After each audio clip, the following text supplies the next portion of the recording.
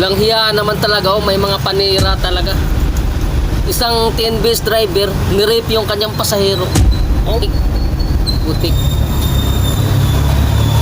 Lasing yung pasahero, nahulog daw sa upuan, nakatulog.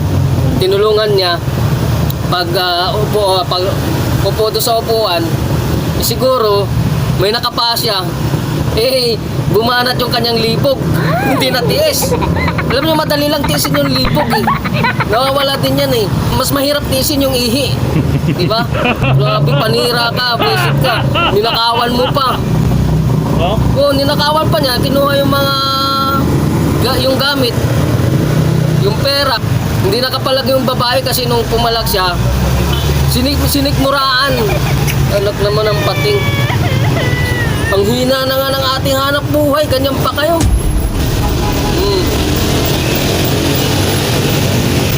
Dalawa tuloy yung kaso mo.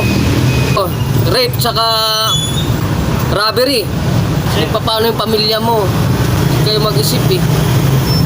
TNBS TNBS. Hindi ko alam kung anong klaseng kwan eh. Kung anong klaseng app yun. Basta TNBS siya. Dapat may bitay na talaga dito.